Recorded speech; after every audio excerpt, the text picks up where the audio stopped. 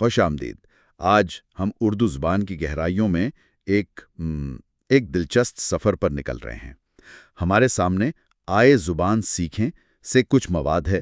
یہ اردو جملوں کی ساخت، ان کی قسموں پر بات کرتا ہے، اور خاص طور پر یہ سوالیہ جملوں کی کچھ انوکھی قسموں پر روشنی ڈالتا ہے۔ جی ہاں۔ آج جو ہماری کھوج کا مرکز ہے نا، وہ ایسے سوالیہ جملے ہیں جو بظاہر تو سوال لگتے ہیں، سیدھے سادھے، لیکن ان کا مقصد معلومات لینا نہیں ہوتا۔ بالکل نہیں۔ ان کے پیچھے کوئی اور کہانی چھپی ہوتی ہے، کبھی انکار کی، کبھی اقرار کی۔ تو چلیے دیکھتے ہیں کہ زبان کا یہ پہلو کیا راز رکھتا ہے۔ بالکل۔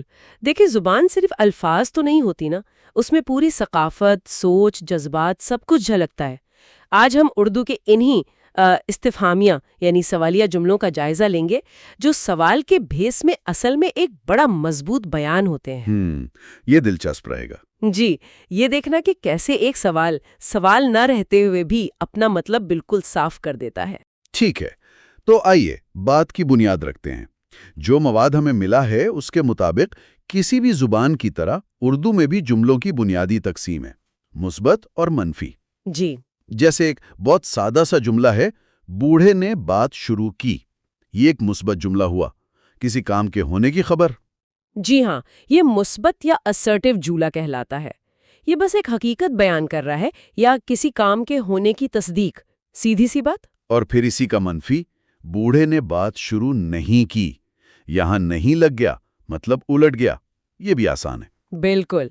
منفی جملے ظاہر ہے نفی کرتے ہیں، نہیں، نہ، مت ایسے الفاظ استعمال ہوتے ہیں، یہ بتانے کے لیے کہ کوئی کام نہیں ہوا یا کوئی بات ٹھیک نہیں۔ مثبت کا الٹ۔ صحیح۔ یہ دونوں قسمیں، مثبت اور منفی، یہ بیانیہ جملوں کی بنیاد ہے جن سے ہم عام طور پہ معلومات کا تبادلہ کرتے ہیں۔ ٹھیک ہے، اب کہانی میں سوال کا عنصر آتا ہے۔ انہی جملوں کو سوالیہ کیسے بنایا جاتا ہے؟ جیسا مواد میں مثالیں ہیں، بات کس نے شروع کی، یا منفی میں بات کس نے شروع نہیں کی، ان کو استفہامیہ جملے کہا گیا ہے۔ صحیح کہا آپ نے۔ استفہامیہ جملے وہ ہیں جن کے ذریعے کچھ پوچھا جاتا ہے، کوئی معلومات مانگی جاتی ہے۔ ان کی پہچان سوالیہ الفاظ سے ہوتی ہے، کون، کیا، کب، کہاں، کیوں، کیسے، وغیرہ وغیرہ۔ عام طور پر تو ان کا مقصد جواب حاصل کرنا ہوتا ہے، لیکن زبان اتنی سیدھی بھی نہیں ہوتی ہے نا؟ ہاں، یہ تو ہے۔ جیسا کہ یہ مواد ہمیں بتا رہا ہے، کچھ سوال ایسے بھی ہوتے ہیں جو جواب نہیں مانگتے۔ اور یہیں سے معاملہ زیادہ دلچسپ ہو جاتا ہے۔ مواد ایک خاص قسم کے سوالیہ جملے کی نشاندہی کرتا ہے، جسے استفہامیہ انکاری کہا گیا ہے۔ اب یہ نام ہی تھوڑا سوچنے پہ مجبور کرتا ہے۔ انکاری یعنی انکار کرنے والا، لیکن ہے سوالیہ، تو یہ کیسا سوال ہے جس میں انکار چھپا ہے؟ بالکل۔ استفہامیہ انکاری وہ سوالیہ جملہ ہے جس کی بناوٹ میں تو کوئی منفی لفظ یعنی نہیں یا نہ نہیں ہوتا، لیکن اس کا جواب یا جو اس سے مطلب نکلتا ہے وہ ہمیشہ منفی ہوتا ہے۔ اچھا۔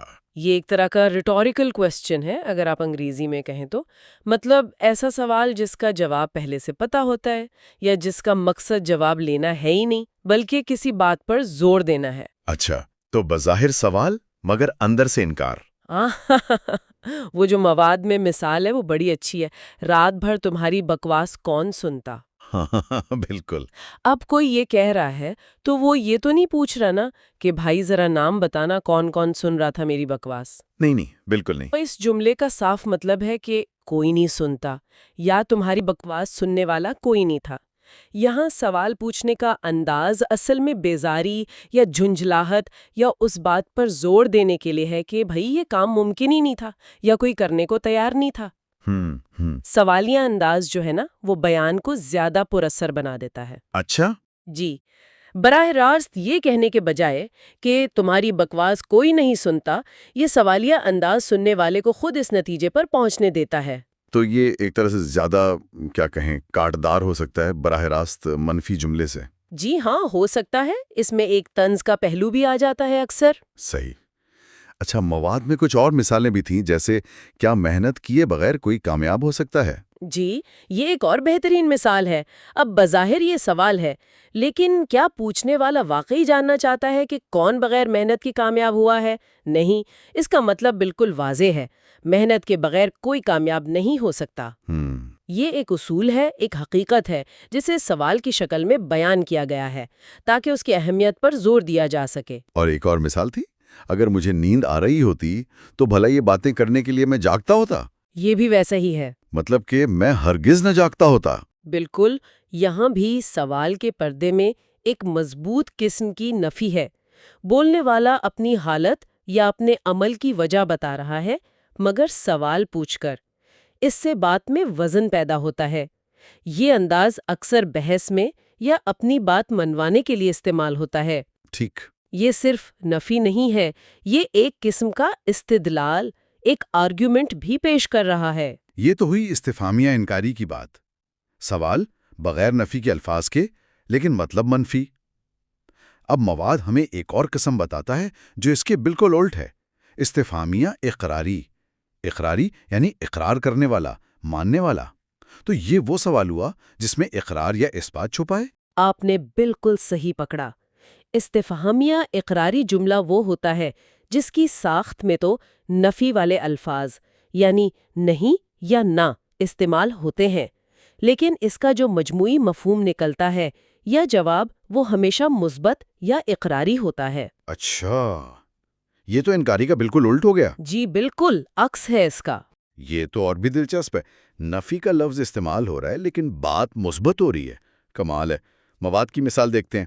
اگر ہم نے پیٹ بھر کھانا کھایا ہوتا تو اس وقت چین کی نیند نہ سو رہے ہوتے۔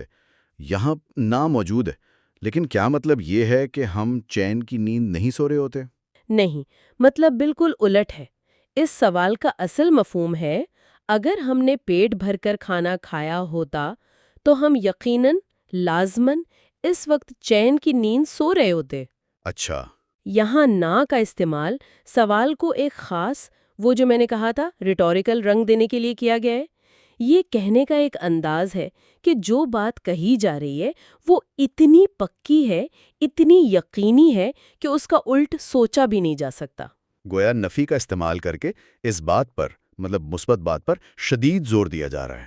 واہ! بالکل، یہ بھی ایک طرح کا ادبی حربہ ہے یا آپ کہہ لیں بلاغت کا ایک انداز ہے۔ اس کا مقصد کسی حقیقت کو منوانا ہوتا ہے، کسی بات پر زور دینا یا سننے والے کو متفق کرنا ہوتا ہے۔ جب آپ سوال اس انداز میں پوچھتے ہیں جس میں نفی ہو مگر جواب مثبت نکلے تو آپ سننے والے کو ذہنی طور پر اس مثبت جواب کی طرف دھکیل رہے ہوتے ہیں۔ اچھا، یہ بات ہے۔ مواد میں اس کی اور مثالیں بھی ہیں، جیسے ترقی کرنا کون نہیں چاہے گا؟ جی، اب اس سوال کا جواب کیا ہوگا؟ ظاہر ہے ہر کوئی چاہے گا۔ بالکل، ہر کوئی چاہے گا۔ یہاں نہیں استعمال ہوا ہے، لیکن سوال دراصل یہ کہہ رہا ہے کہ ترقی کی خواہش تو ایک یونیورسل سچائی ہے۔ یہ ایک ایسا سوال ہے جس کا جواب سب کو معلوم ہے، اور سوال پوچھ کر اسی معلوم حقیقت پر زور دیا جا رہا ہے۔ اور ایک اور مثال، کیا آزادی کے لیے علماء نے قربانیاں نہیں دیں؟ یہ بھی بالکل اسی طرح ہے۔ سوال میں نہیں ہے، لیکن مفہوم 100% مثبت ہے۔ یقیناً علماء نے آزادی کے لیے قربانیاں دی ہیں۔ جی۔ یہ سوال پوچھنے کا مقصد تاریخ کی ایک حقیقت کو یاد دلانا ہے، اس کی اہمیت کو اجاگر کرنا ہے۔ یہ اکثر تقریروں میں یا جذباتی اپیل کے لیے استعمال ہوتا ہے تاکہ سننے والوں کی حمایت ملے یا ان کے جذبات کو ابھارا جا سکے۔ تو ہم نے اردو میں سوالیہ جملوں کی دو بہت ہی خاص قسم دیکھی، استفہامیہ انکاری اور استفہامیہ اقراری۔ انکاری میں نہیں یا نہ نہیں ہوتا مگر مطلب منفی، اور اقراری میں نہیں یا نہ ہوتا ہے مگر مطلب مثبت نکلتا ہے۔ یہ عام معلوماتی سوالوں سے تو کافی مختلف ہیں۔ بالکل۔ اور ان ساختوں کو سمجھنا ضروری کیوں ہے؟ اس لیے کہ یہ ہمیں اردو زبان کی گہرائی، اس کی نزاکت کو سمجھنے میں مدد دیتی ہیں۔ جب ہم کوئی متن پڑھتے ہیں یا کسی کی بات سنتے ہیں تو صرف لفظی معنی کافی نہیں ہوتے نا۔ صحیح۔ ہمیں یہ بھی سمجھنا ہوتا ہے کہ کہنے والے کا اصل مقصد کیا ہے، اس کا لہجہ کیا ہے، وہ کون سے جذبات کا اظہار کر رہا ہے۔ یہ استفہامیہ جملے اکثر براہ راست بیانات سے زیادہ طاقتور ہوتے ہیں۔ زیادہ طاقتور؟ وہ کیوں؟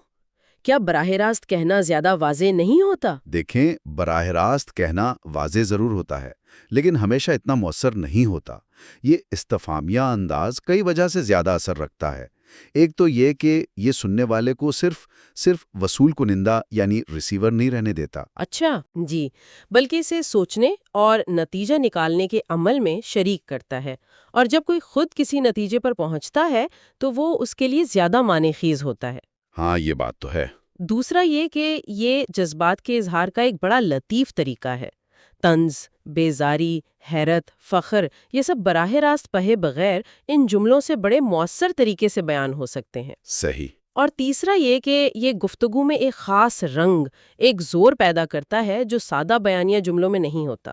بات تو صحیح ہے۔ جب کوئی کہتا ہے میرا کہا کون مانتا ہے، تو اس میں جو بے بسی یا شکایت کا احساس ہے، جی، وہ شاید میرا کہا کوئی نہیں مانتا کہنے سے اتنا نہ ابھرے۔ آپ نے بالکل درست نقطہ پکڑا ہے۔ اس سوال میں ایک طرح کی افسردگی ہے یا شکوہ ہے، وہ چھپا ہوا ہے۔ اسی طرح کیا ہم نے اپنا فرض پورا نہیں کیا کہنے میں جو فخر ہے یا اپنی کارکردگی پر زور ہے، ہاں، وہ ہم نے اپنا فرض پورا کیا ہے کہ سادہ بیان سے زیادہ جذباتی شدت رکھتا ہے۔ تو یہ صرف گرامر کے اصول نہیں ہیں، نہیں بالکل نہیں، یہ انسانی جذبات اور جو ہمارے سماجی تعلقات ہیں ان کے اظہار کے اوزار ہیں۔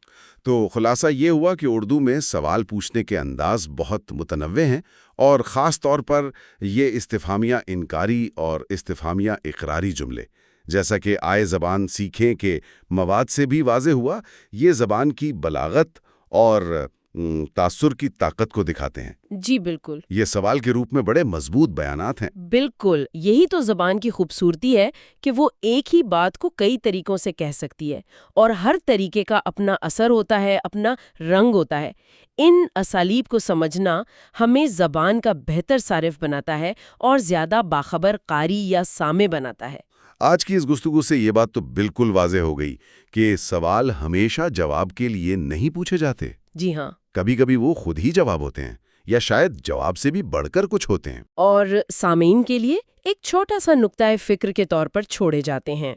اب جب آپ استفہامیہ، انکاری اور اقراری جملوں کی اس نوعیت سے واقف ہو گئے ہیں، تو اپنی روزمرہ کی اردو گفتگو اور مطالعے میں ان پر ذرا غور کریں۔ جب آپ کسی کو ایسا جملہ استعمال کرتے ہوئے سنیں یا پڑھیں تو ایک لمحے کو رک کر سوچئے، یہاں براہ راست بیان کے بجائے یہ سوالیہ انداز کیوں اپنایا گیا؟ کیا اس سے طنز کیا جا رہا ہے؟ کیا کسی بات پر زور ہے؟ کیا کوئی شکایت ہے یا فخر کا اظہار مقصود ہے؟ یہ اچھی مشق ہے۔ جی، اس مشق سے نہ صرف اردو کی سمجھ بہتر ہوگی بلکہ زبان کے تخلیقی اور مؤثر استعمال کی قدر بھی زیادہ ہو پائے گی۔ یہ صرف گرامر نہیں، یہ ابلاغ کا فن ہے۔